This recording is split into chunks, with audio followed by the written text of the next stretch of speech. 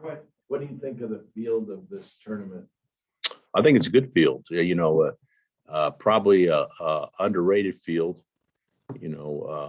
I'm not real familiar with the other side, but is Drake still undefeated? Iona may be undefeated. Yeah. Alabama's undefeated, and Belmont. I'm not positive what their record is, but I'm sure it's very good. And then you look at our side. So I think it is probably an underrated field from a ranking standpoint, but a very good field.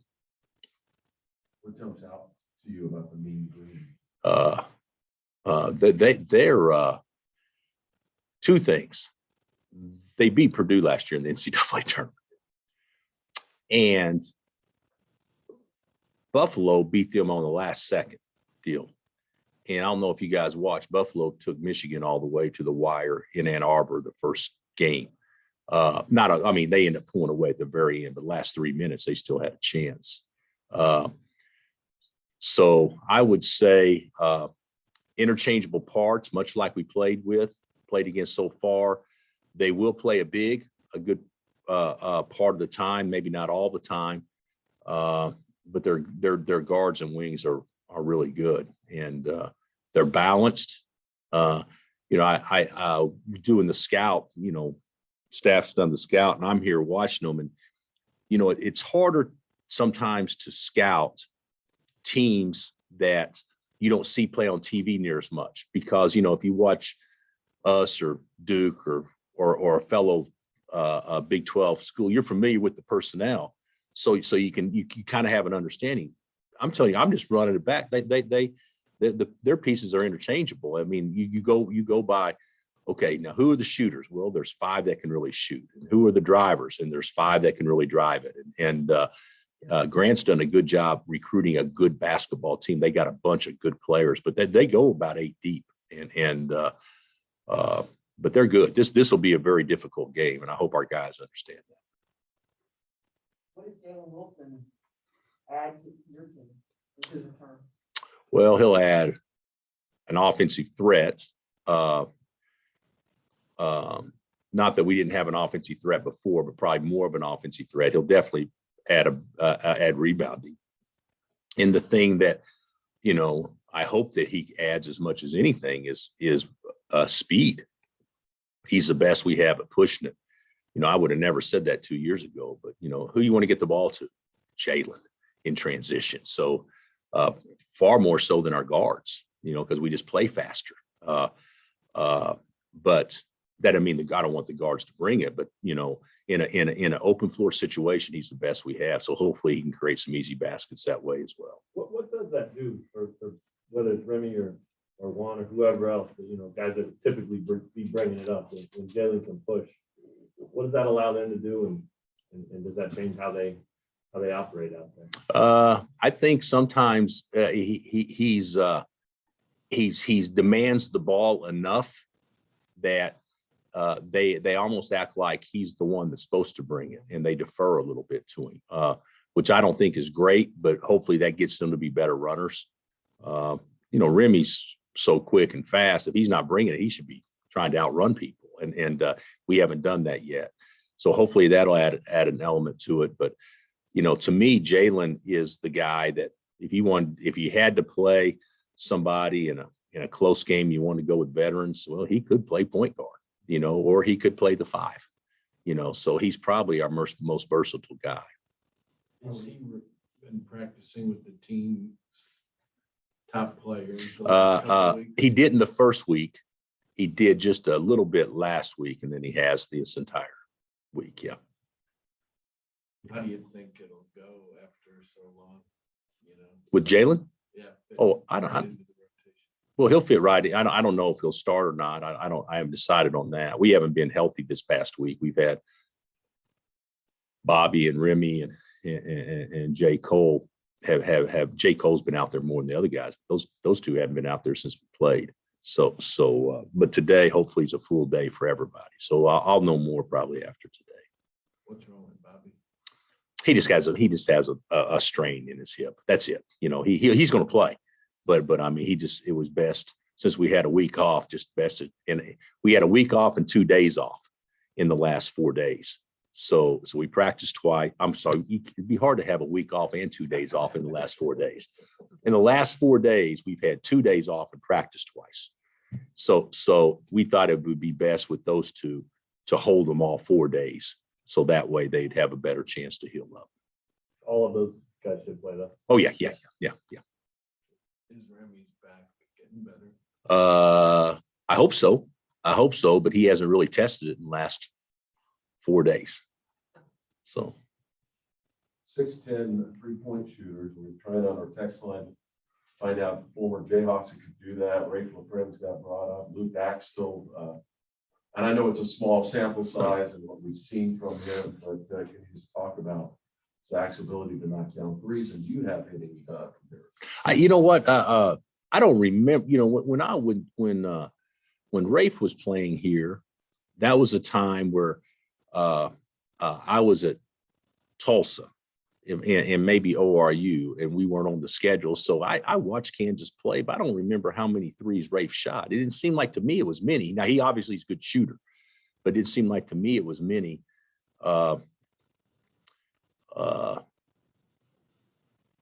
Luke did shoot more, didn't he? I mean, he could fire, but Luke wasn't a big guy that could fire. He was more of a 3-4 man, wasn't he? And so, of course, back then the game was different. You know, 6'10" guys played the 4. They don't do that anymore. So, but I would say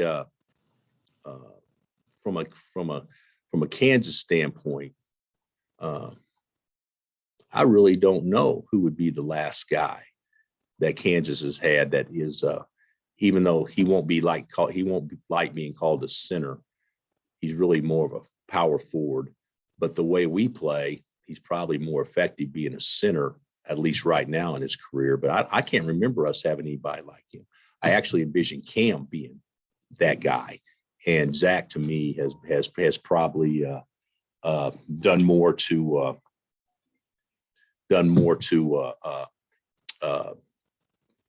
make me believe that, you know, he's a guy that could, you know, if he's out there for 7 minutes, he could make 2, you know, if just given the opportunity. Coach and Jalen, J. Cole talked a little about 3 games. It can't tell too much. No. Do you think after the next 4 or 5 days, you'll have a better feel for this team? I mean, that's 3 games in 4 days. Yeah, I think so. It's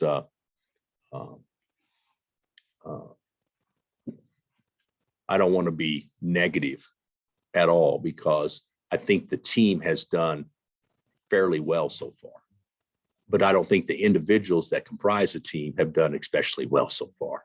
I think we've been pretty good as a collective, as a group, and I think our bench has been really good.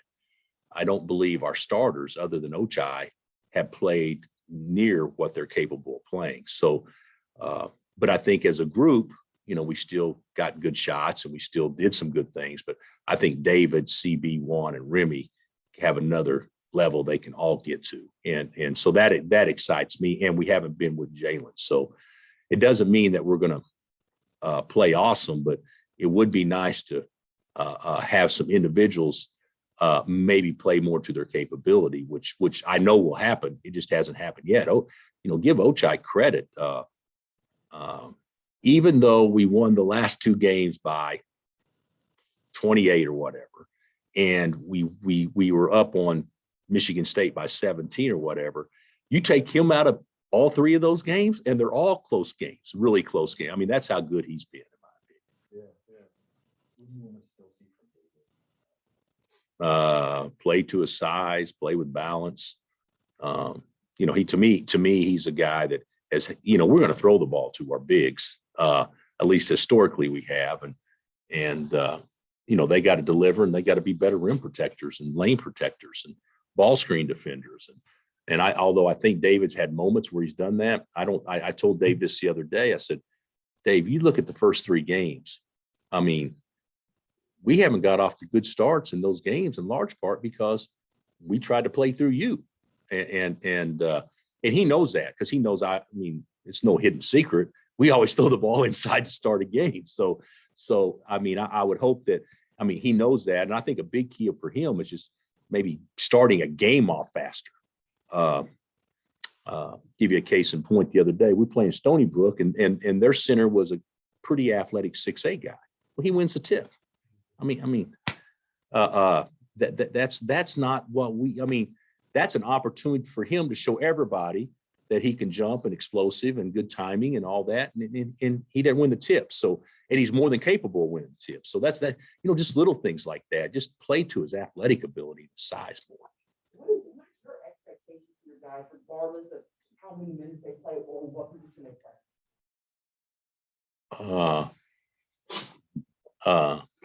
My expectation would be I could care less about the points and rebounding, even though you have to have that to win.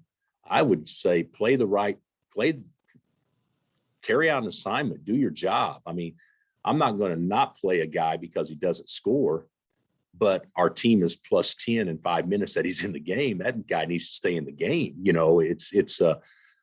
Sometimes if you got one guy out on the court that's a little bit of a ball holder and he's not getting much done, you sub in and the guy that replaces him moves the ball, and now post guys get better touches, and he wasn't the one that got the assist. He needs to stay in. So but from take care of the basketball and make sure we get a shot each possession, carry out an assignment, basically guard your man. If you can do those things, you can play. I'm sure you've gone over this in the past, but if you could do it again, when you have 3 games in 4 days like this, how do you handle looking at the field and kind of prepping? Do you look at that next game at all, or both teams? I've only looked at our side so far. Okay. And that's not being negative. Our staff has completed it. Every team's been scouted. Okay. So, but for me personally, I don't get that far ahead. And the good thing is, if you look at our side, that's good. You have it, you'll be prepared, but we have that day off in there.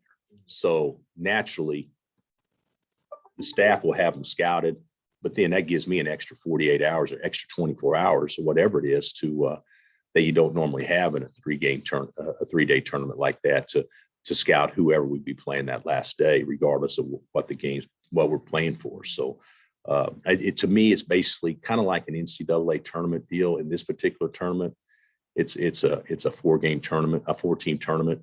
And then if we get the extra day, we'll worry about that then. It's kind of an intriguing field. 2 top 10 teams, an ACC team that is good and does well, and 5 mid-majors. You like this field as you look at it? Yeah, I that's what I said. I don't think it has a headliner at Alabama and us are, I think, headliners for sure. But and of course Miami from the ACC, like you said, and heck, Dayton would have been a number 1 seed 2 years ago. So, and we all saw them firsthand. So I think it's a good field. I just don't think the rankings probably demonstrate the strength of the field. You guys have seen Purdue play. They may be the best team in the country. They got everything. And North Texas beat them last year. All right. And Purdue's playing with the same guys they played with last year. So even though North Texas, I think, lost maybe 2 guys off that team, but they're capable of giving us all we want and more. So. All right, Coach. Thank you. Thank you, Coach. Thanks, Bill. Who all's going?